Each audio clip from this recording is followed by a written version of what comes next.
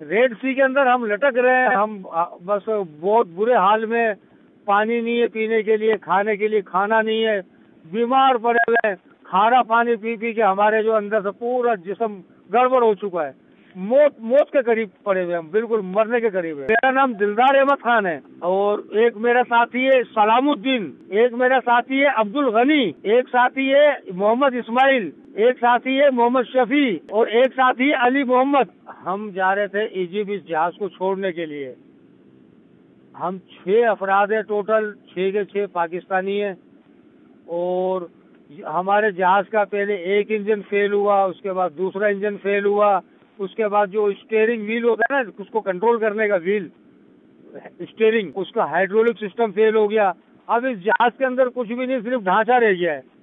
इसकी मंजिल इजिप्ट थी, अम्मान से ये निकला था। 12 फरवरी को अम्मान से हम रवाना हुए थे इसको लेके। और अब ये तकरीबन कोई 15 दिन से जो ना हम ये सी में भटकते फिर रहे हैं। इंजन सर, एक इंजन हमारा जो इसके लाइनर लीक हुए थे, वाटर की जो अंदर कूलिंग सिस्टम है उसका, वो बस्ट हो गया था, तो उसमें ऑयल पानी मिक्स हो गया, वो बंद हो गया। दूसरे इंजन का गियर बक्सा डेड हो गया। दोनों इंजन नाकारा है बिल्कुल, और जहाज बिल्कुल कंट्रोल से बाहर है। हम इसको कंट्रोल नहीं कर सकते। हम अपीलें कर रहे हैं, हम इनसे मदद मांग रहे हैं। ये हमारे मरने का इंतजार कर रहे हैं, हमारा मजाक उड़ा रहे हैं। हमसे डिटेल मांग रहे हैं। इस हालत में हमें अपना होश नहीं है। हमें पता नहीं है हम किस हाल में पड़े हुए हैं, और ये हमसे डिटेलें तलब कर रहे हैं। कुछ भी हमारे करीब कुछ नहीं आया। अगर कोई करीब आता तो हमें कम से कम पानी तो हमें मिलता। हमारे मरने का इंतजार कर रहे हैं। मेरे को ये समझ में नहीं आ रही हमारे मरने से इन लोगों को क्या फायदा होगा। सिर्फ एक मेरे घर से राब्ता हुआ है, एक मोहम्मद शफी के घर से राब्ता हुआ है, बाकियों के घरों से कोई राब्ता नहीं हुआ। ये एक वाइड सैटेलाइट फोन हमारे पास राब्ते का जरिया है। हमारे पास और कोई जरिया नहीं है, और ये इतना महंगा जरिया है कि हर आदमी इसके ऊपर फोन कर नहीं सकता।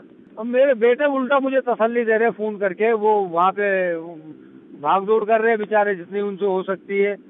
और उनको मैंने बताया, मैंने घबराओ नहीं, लेकिन मुझे ये पता है कि मेरी लाइफ पता नहीं कब तक की है, ये किसी भी लम्हे जा सकती है। मैं प्यास से मर जाऊंगा, और भी कुछ नहीं होगा तो प्यास से मर जाऊंगा, भूख से मर जाऊंगा। नहीं तो ये समंदर जहाज को उलट देगा, क्योंकि आउट ऑफ कंट्रोल है जहाज। 6 पाकिस्तान के 6 बंदे यहाँ पे मौत से लड़ रहे हैं, मौत के मुंह में बैठे हुए हैं मौत के, और हमारा मजाक उड़ाया जा रहा है। कोई हमारी मदद नहीं कर रहा। हमारे जो इंजन डेड पड़े हुए हैं ना, उनके अंदर जो पानी था वो भी खारा पानी, बिल्कुल मीठा नहीं है।